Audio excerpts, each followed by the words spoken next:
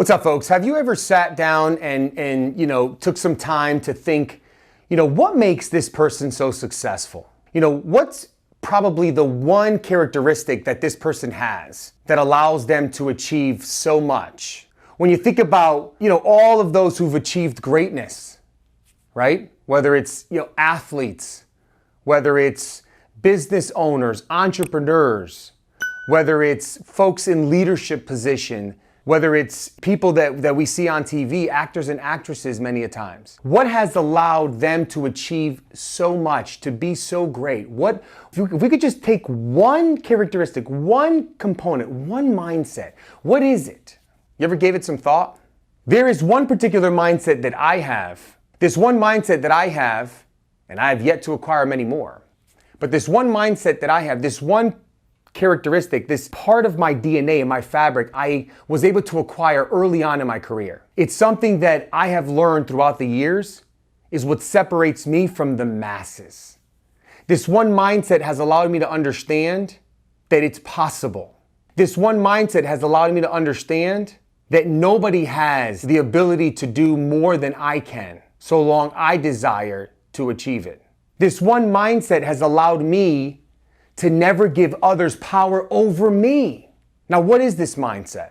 The mindset to never allow myself to be a victim in any situation possible. In every situation, I will never allow myself to be a victim. Folks, this victim mindset is probably the most important flaw, the most important issue that we're dealing with today in society. Everyone wants to default back to being a victim of some sort, as if being a victim is what we're praising rather than being a victor.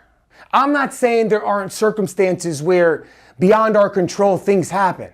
And we pray and I hope that people don't become victims of crimes and other situations out there. But in the world of business, in the world of, financial freedom, in the world of relationships, in the world of, just growing and building a life with abundance, in a world of professional success, in a situation when you're trying to accomplish something but you can't get there, it is not because you're a victim of something. It's because you did not do what is required to achieve that.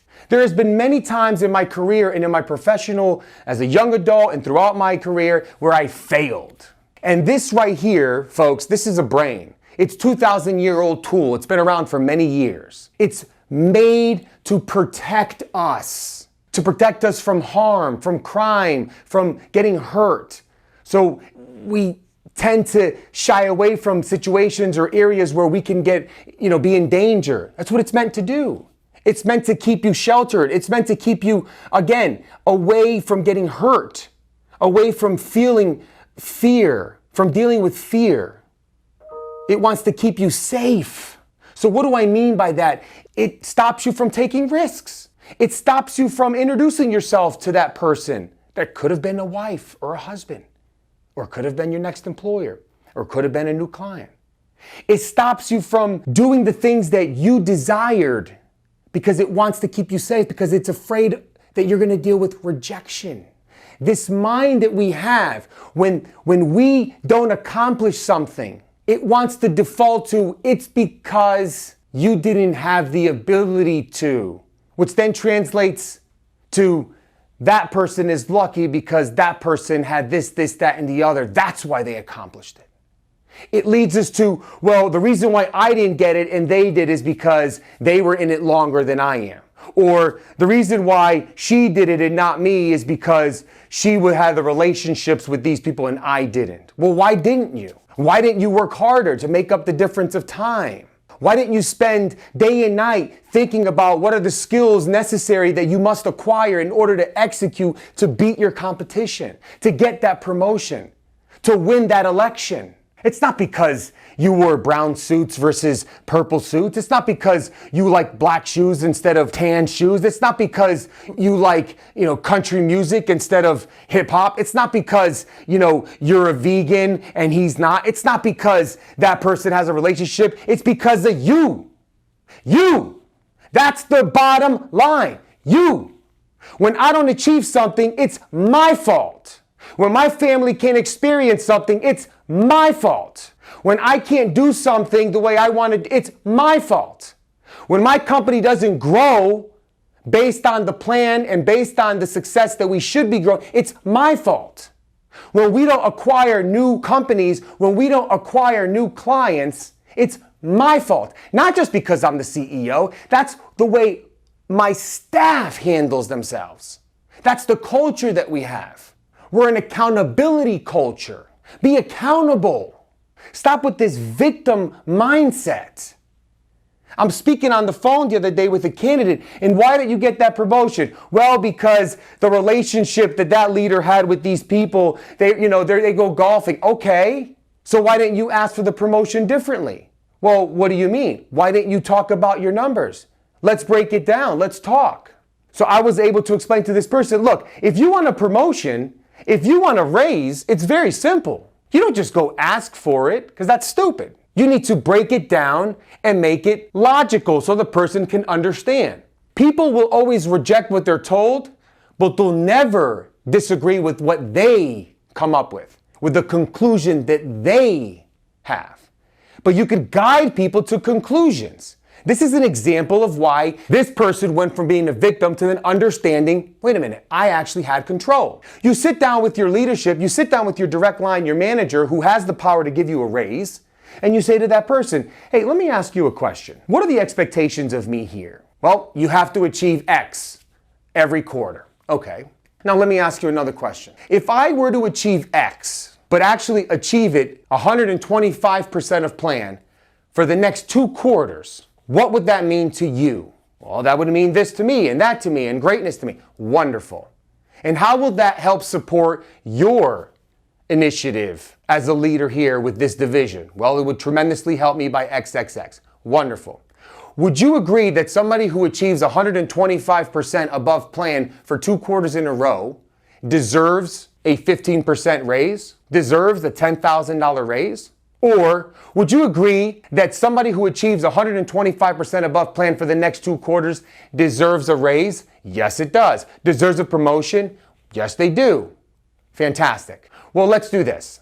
If I achieve 125% for the next 2 quarters, it earns me a right to get back on your calendar, to sit down with you here and talk about what else I can do for you and for the organization in order to achieve greatness.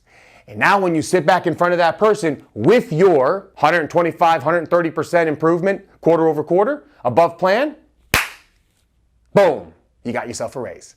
But now you're a victor. You're winning. You're not a victim, letting relationships, carry out and not allowing you to achieve what you want to achieve. You're in control. They can have the relationships, but if you're crushing your numbers, that person has to give you a raise. Be in control. That's just one example. There are many examples out there time after time. When we lose a client, it's not because the client didn't understand the value we bring. It's because we didn't understand how to articulate the value that we can bring. We didn't understand what the client was looking for. We didn't really understand how to bring tremendous value to the client and measure that value successfully. Just like I explained before, is how we do it with a lot of our clients. How do we define success? Let's lay it out. And then we're going to be accountable to our numbers and we're going to support you with yours. And ultimately, we're all going to win. Folks, in this world, it is so easy for us to default to this and curl up to this desire to just point fingers and say, I'm not able to because of, rather than say, I'm not able to because I decided not to take action. Stop being a victim. Stop accepting that it's somebody else's fault. Because the minute you give the power to somebody else, you're done. The minute you give the power, it's over. And then the most important part of all this is if you do give them the power and you do accept why you didn't achieve is because of X, your subconscious mind and your body will start to accept that as so factual and so true that in every situation when there's a little bit of hesitation, when there's a little bit of pushback, guess what you're going to do? You're not going to give it the 125% that it deserves. You're going to slow it down. You're going to set it back a little bit because you're going to say, I'm not going to make it there anyways because look at all these people. they're better than me. They already have the relationships. They're already doing great. They have better education. They have the right last name. They have. I can't. That is absolutely BS, because I am living proof. Living proof. Don't allow yourself to be a victim. Focus, take control, and go out and execute. It is your life. Live it in your terms. Keep on winning by acquiring the necessary skills to crush it.